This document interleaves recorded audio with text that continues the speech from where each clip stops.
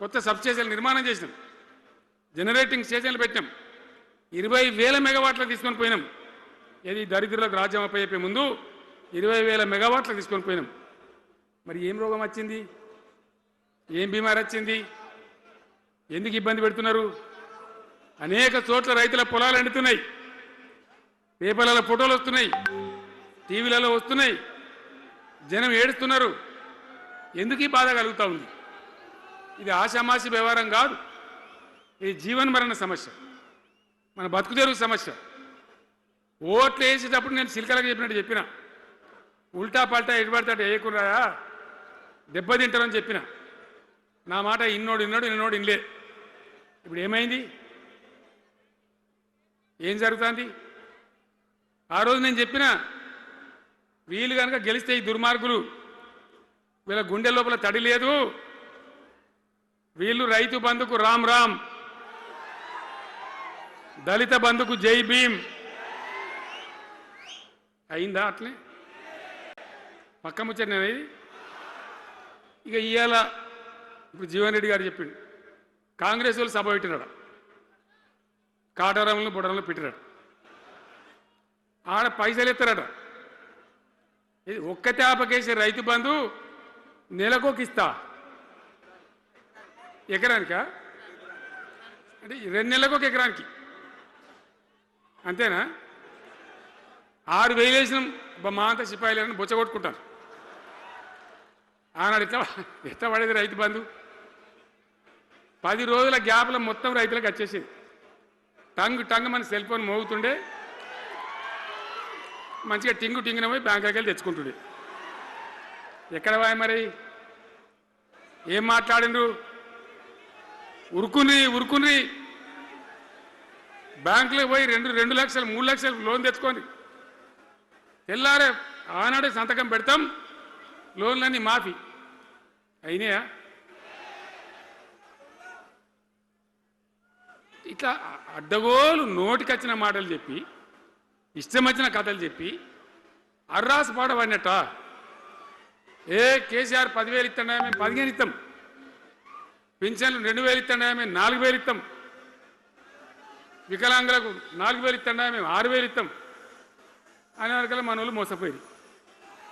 నేను చెప్పిన, ఇది మోసంరా నాయన, గోసపడతాము, ఇది అయ్యేది కాదు, ఆర్థిక పరిస్థితి లేదు అని నేను చెప్పిన. ఆ రోజే మీటింగ్లలో చెప్పిన. కానీ కొద్దిమంది ఆశపడితే ఏమైంది, 1.7%తో బీఆర్ఎస్ ఓడిపోయింది. మనం కూడా 39-40 ఎమ్మెల్యేలు గెలిచినాం, ఇంకో 10 మంది కొద్ది తేడాతోనే ఓడిపోయింది. అయితే 1.7% తేడాతోనే బీఆర్ఎస్ ఓటమి పాలైంది. సరే, మంచి మాట. మరి వచ్చిన ప్రభుత్వం పనిచేయాలి కదా, వాళ్ళకు కూడా అవకాశం ఇవ్వాలి కదా. సరే, మన నాన్న వాడవిడ కొంత దుంకులాడినా నేను మాట్లాడలే, నీ బయటికి రాలే, తక్కువ 1-2 సార్లు తప్ప రాలే. వాళ్ళకు కూడా ఛాన్స్ ఇవ్వాలి, అవకాశం ఇవ్వాలి. మనం ఎక్కసంతో ఉండొద్దు, చేయని ఏం పరిపాలన చేస్తారో చేయని, మంచిదే కదా అని చెప్పి అనుకున్నాం.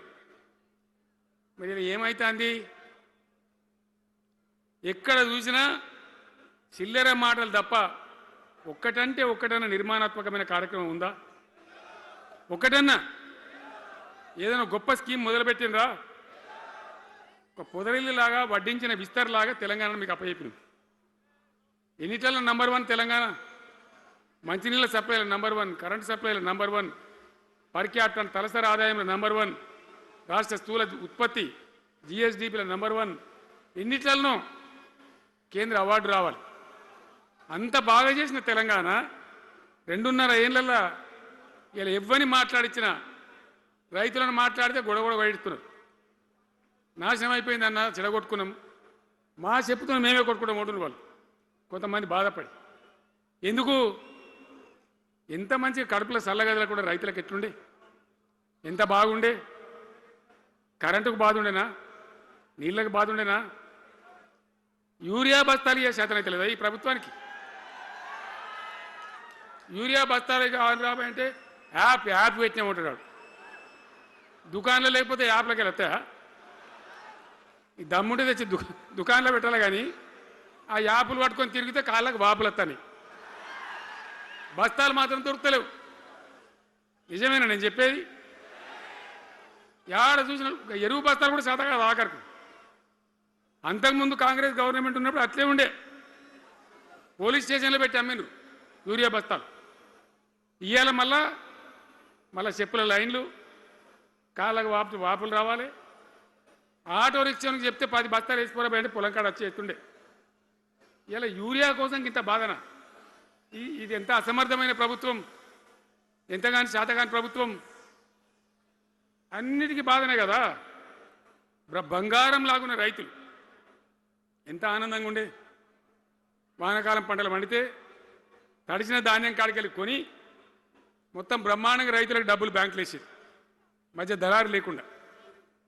మా గంగుల కమలాకర్ వేసేది, చేయి మీద కూర్చున్నాడు సివిల్ సప్లైస్ మినిస్టర్గా, కొట్లాడి తీసుకుపోయి వేసేది. రైతులకు ముందుగా పోవాలి, వాళ్ళు పోయి మళ్ళీ సెకండ్కి పని చేసుకోవాలి. ధాన్యం అమ్మిన డబ్బులు వచ్చేది, ఇటు రైతు బంధు పైసలు వచ్చేది. రైతులు మోతాదు లేకుండ్రి, మంచిగా పని చేసుకున్నారు. ఇప్పుడు ఏమైంది? ఎరువు అనే యాపు, రైతు బంధు కోసం మొగులు చూడాలి, అది నెలకో ఎకరానికి వస్తుంది. ఇప్పుడు జగిత్యాల కేసీఆర్ సభ అంటే మళ్ళీ ఇలా పైసలు విడుదలన్నట్టు. రైతు బంధు రావాలంటే మళ్ళీ సభ పెట్టను అయింది. మూడో కిస్తు రావాలంటే మళ్ళీ ఏమన్నా కేసీఆర్ సభ పెట్టాలి. ఇక అంతేనా? ఇది ప్రభుత్వమా? ఒక 75,000 కోట్లు ఇచ్చినాం మనం రైతులకు. 75,000 కోట్లు. పల్లరాజశేఖర రెడ్డి గారు ఉండే ఎక్కడున్నాడు, పోయినప్పుడు రైతు బంధు అధ్యక్షుని ఉండే రాష్ట్రానికి ఎమ్మెల్యే లేకుండే ఈయననే నిలబడేపించింది. 73,000 కోట్ల పైచీలకు డబ్బులు అనాయాసంగా సునాయాసంగా రైతు ఖాతాలకు పంపించింది. ఇప్పుడు ఏం రోగం వచ్చింది, ఏం బీమారి వచ్చింది? అచ్చా, ఇంకో మాట మీరు నాకు చెప్పాలి. ఈ కాంగ్రెస్ సిపాయిలు ఏం మాట్లాడారు ఎలక్షన్లో? కేసీఆర్ అంటాడు చక్కగా చేస్తలేడా, మేము చాలా సిపాయిలము, చాలా అనుభవం ఉన్న పార్టీ మాది, బ్రహ్మాండంగా చేస్తాం, మీకు 6 సందమామలు 7 సూర్యులు పెడతామన్నారు అన్నారు కదా, ఆయన నరికిండ్రు కదా. ఇలా రాష్ట్ర ఆర్థిక ఆదాయం ఎందుకు దిగజారిపోయింది? దయచేసి ఆలోచన చేయండి. కేసీఆర్ ఉన్నప్పుడు రియల్ ఎస్టేట్ ఎట్లా ఉండే, రైతుల భూముల ధరలు ఎట్లుండే, హైవే పక్కకుంటే 2 కోట్లు 3 కోట్లు, డాంబర్ రోడ్ పక్కకుంటే ₹1,00,00,000 ధీమా ఉండే రైతులకు. ఇంకా అమ్మాయి ఇందులో పెళ్లి అంటే పావడంత అమ్మి చేత పోవా, వాళ్ళ దగ్గర అమ్మి చేత బిల్డింగ్ కట్టుకుంటా. ఈరోజు అమ్మేటోడు ఉన్నాడు కానీ కొనేటోడు లేడు. నిజమేనా ఈ మాట?